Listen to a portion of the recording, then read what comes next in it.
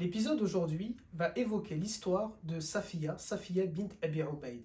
C'est l'épouse de Abdullah ibn Omar qui était l'objet de notre épisode d'hier et c'est donc la belle-fille de Omar ibn al-Khattab. Elle est la fille de deux grands compagnons, Atiqa et Abu Ubayd. Elle est également la mère de 6 enfants issus de son mariage avec Abdullah. Alors bien sûr, elle n'est pas que la fille d'un tel, la mère d'un tel ou la sœur d'un tel et encore moins uniquement l'épouse d'un tel. Surtout une sahabiya, une compagnonne tellement investie auprès du prophète qu'elle figure dans bon nombre, dans des centaines, voire des milliers de hadiths dans la chaîne de transmission de ces hadiths-là. Ce fut également une élève de plusieurs mères des croyants, les épouses du prophète, ce qui lui vaudra d'être très souvent au sein de la maison du prophète, alayhi salatu salam. Parmi ses maîtresses, il y a Salama, Aïcha, deux mères des croyants, et Hafsa que nous avons vu dans l'épisode 3. Tellement assidue dans ses cours de religion qu'elle finira par gravir les échelons et devenir une da'iya, une femme qui fait da'wa. Safiya avait une telle réputation que des dizaines de compagnons ou d'élèves de compagnons se battaient pour pouvoir assister à ses cours. Elle avait une telle renommée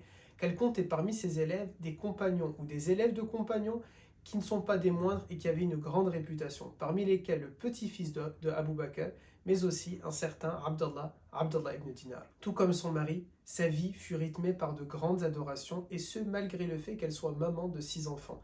Elle est ainsi l'exemple parfait que oui, on peut être une mère d'une famille nombreuse, et avoir une vie de famille emplie par les adorations. Connue pour ses longues nuits passées en prière, à prier notamment la prière de Tahajjud, elle fut également reconnue pour la confiance que l'on peut lui porter. Grande ascète, elle se contentait de peu et on connaissait dans son foyer le fait qu'elle avait très peu de biens, des biens qui n'excédaient pas une valeur approximative de 500 € à notre époque. Malgré leur point commun d'être compagnons, malgré leur point commun d'être attachés à la da'wa, malgré leur point commun avec 6 enfants en commun, Abdallah et Safiya et Abdallah ne s'entendront plus et ils décideront mutuellement de divorcer. Le divorce eut lieu durant les menstrues de Safiya et c'est Omar ibn al-Khattab qui va le découvrir car soucieux de l'éducation religieuse de son fils et sa belle-fille, il les questionnera sur les tenants et aboutissants de ce divorce. Omar ibn al-Khattab se dirige vers le prophète pour l'en informer. Le prophète ordonne alors à Abdallah et Safiya de se remarier, de nouveau être ensemble.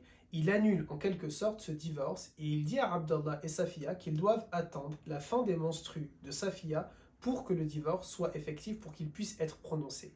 Depuis ce jour, on ne peut plus divorcer pendant la période des menstrues. La vie de Safiya est très courte, il n'y a pas grand-chose à dire, pas parce qu'elle n'est pas importante, mais parce qu'elle a été très pudique, très discrète, et ce qui fait que nous avons très peu de savoir à son sujet. Je vous retrouve pour l'épisode 6 au sujet de Zayd ibn Omar, le beau-frère de Safiya.